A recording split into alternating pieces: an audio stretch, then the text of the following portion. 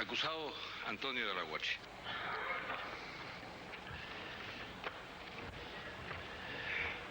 De la Guardia.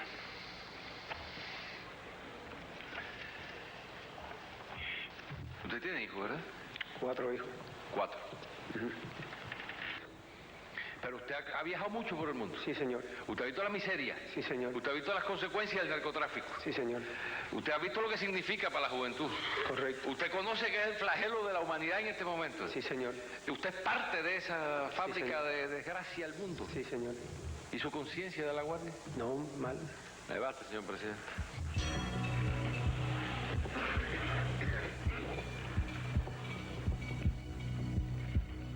Tous les moyens sont bons pour humilier Tony et lui faire peur. J'ai vraiment l'impression que le tribunal militaire se venge sur lui. Au ministère de l'Armée, on ne nous aime pas, nous, les gens des services secrets. L'armée nous envie parce qu'on mène une vie plus facile et qu'on a un meilleur salaire. Tony collectionne les belles peintures et d'ailleurs, il peint lui-même. Il a aussi une grande maison, mais avant la Révolution, il en avait 4.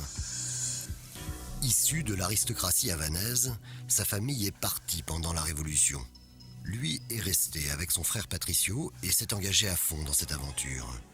Tout ça pour en arriver là. Son interrogatoire tourne au cauchemar. À travers lui, c'est le ministère de l'Intérieur que visent les militaires. Nosotros, los acusados aquí, no somos representativos del Ministerio del Interior. El Ministerio del Interior está lleno de cientos de combatientes heroicos que día a día dan su sangre, su sudor, su sacrificio, cuidando las costas, los callos de nuestro país, la seguridad detrás del enemigo, cumpliendo misiones internacionalistas. Nosotros nos olvidamos de todo eso nos olvidamos, traicionamos la imagen de nuestros mártires, hermanos nuestros, que yo he traicionado vilmente. No pensé en ellos, en realidad no pensé en ellos. La conciencia mía está muy mal, yo me siento mal de verdad desde el punto de vista de conciencia. Nada más que pensar en hermanos míos que murieron en Angola, en Venezuela. Nosotros merecemos el peor de los que nos castiguen severamente, el peor. Yo le pido que esto sirva de ejemplo a otros revolucionarios, combatientes, y que no cometan el delito que yo cometí. Nunca. Esto no se borra de la conciencia de uno. Imposible traicionar al comandante en jefe, su imagen, y esta revolución, y a mi organismo, a mis compañeros, que tantos años fueron leales a mí. La deslealtad mía hacia ellos, la confianza que depositaron en mí, y que algún día, ahora es muy pronto, pero algún día lejano, me puedan perdonar, que me recuerden como el revolucionario que fui durante 20 y pico años, y no como lo que he hecho, como lo que soy ahora. Eso es todo. Coupable ou pas, Tony vient d'accomplir sa dernière mission. Comme Ochoa, il se sacrifie pour que Fidel ressorte indemne de cette affaire de drogue. Le leader Maximo est blanc comme neige, il ne peut pas se tromper et il sait découvrir les erreurs des autres. S'il est impliqué dans ce trafic de drogue, on ne le saura jamais. Les accusés sont là pour jouer le rôle de fusible. Tony a sauté. Je suis écœuré de voir jusqu'où le vieux peut aller. Je me souviens de cette photo accrochée au mur du ministère de l'Intérieur.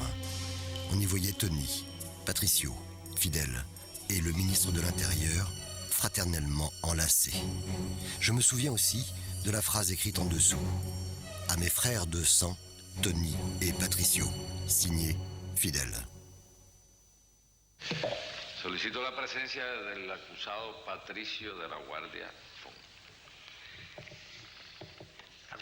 Quand Patricio est appelé à la barre, je me dis que s'il essaye d'attendrir le cœur du vieux, il est mal barré. Acusado Patricio, responda a las preguntas que le hará el fiscal. Acusado Patricio de la Guardia. Usted, los sentimientos familiares fueron más fuertes que su responsabilidad como general del Ministerio del Interior. Sí, fui un cobarde. no tuve la valentía para imponérmele. Si yo a Ochoa o a Tony en el primer momento, en el año, la primera vez que se habló de eso, que se habló en Luanda, si en aquel momento yo hubiera tenido una posición digna, una posición revolucionaria, no me hubiera dejado ir por los falsos conceptos de la amistad y de la hermandad, ni a Ochoa ni Tony estuvieran sentados ahora ahí, ni ninguno de los compañeros eso. Yo quiero decirle al fiscal que yo soy uno de los máximos responsables de toda esta situación. Pour défendre son frère et le général Ochoa, Patricio n'hésite pas à jouer le rôle de gilet pare-balles. Je sens que des liens très forts unissent ces trois hommes qui se montrent solidaires tout au long du procès. L'amitié entre un général comme Ochoa et deux officiers des services secrets confirme ce que je sais déjà. Il y a un rapprochement entre certains membres du ministère de l'Armée et celui de l'Intérieur. Autant dire une bombe prête à sauter à la tête de Fidel. Pour désamorcer la bombe, il fallait ratisser large en arrêtant tout un groupe d'officiers.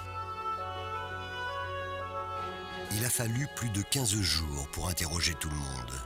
30 heures d'interrogatoire sur lesquelles seulement 23 ont été diffusées. Plus le temps passait, moins je respirais. Quand je sortais la nuit, le moindre bruit me faisait sursauter. Et si c'était mon tour ? Je rentrais à toutes jambes chez moi où la télévision m'attendait pour me renvoyer l'image de l'enfer.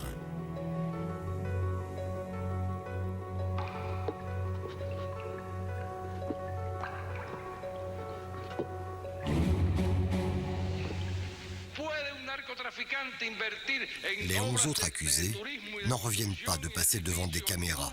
Pour des officiers des services secrets, c'est le monde à l'envers. Ce procès remplace tous les discours que Fidel aurait pu prononcer. D'ailleurs, le vieux se garde bien de se montrer.